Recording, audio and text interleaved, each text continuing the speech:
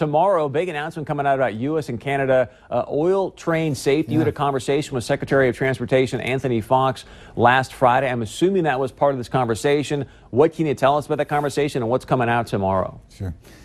Well, it was the purpose of the conversation was to talk about the proposed rule. Prior to it coming out, we were pretty certain it would be coming out this week, not sure what day. So I did put a call into the Secretary, and we had a very good discussion on Friday. And I did a fair bit of the talking, I can tell you that, Chris, because some of the things I wanted the Secretary to understand is we're all on board. I want to be helpful. I think the entire delegation has been helpful in this process.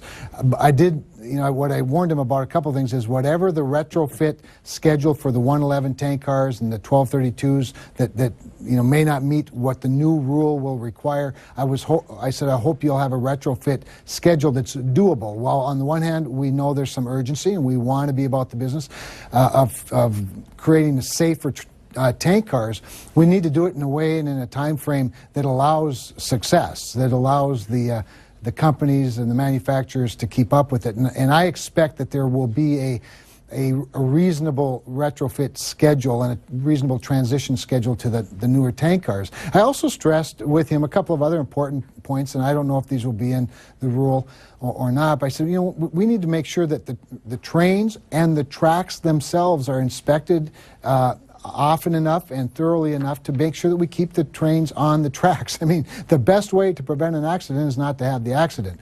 The mitigation piece certainly gets to the tank cars. And so, but the other thing, Chris, that I said is, the best way to prevent rail accidents with petroleum products is to build more pipelines. So I'd certainly like to have his assistance in encouraging PHMSA and encouraging the other agencies, and especially the White House, to encourage more pipelines, because that is the safest and most efficient way to move petroleum products. But I also said this, and I think this is important for all of us to understand.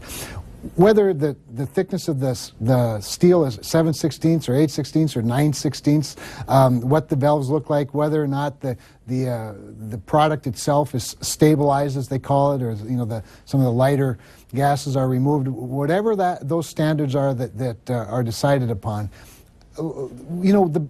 we don't know how thick steel has to be to prevent an explosion if it's carrying an explosive fuel. That's where I'm at. I look at it.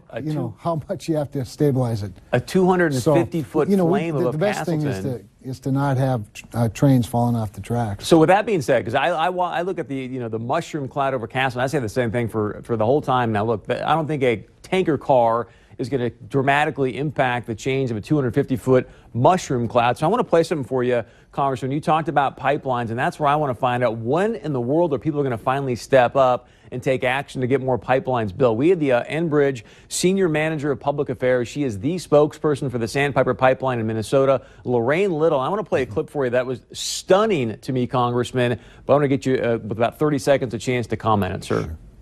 Okay. Enbridge over the past 10 years has transported 13 billion barrels of oil with a 99.9993% safety record.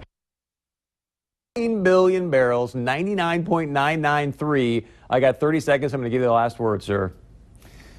Well, we have to do more. The Minnesota congressional delegation, I've spoken to all of them, and several of them are on board trying to encourage Minnesota to do what it needs to do to clear up any obstacles, regulatory obstacles, getting that pipeline built. But yeah, pipelines are the safer way to put it. But trains have a very high safety record as well. It's just that when an accident happens on a train, it's a bit more dramatic and consequential.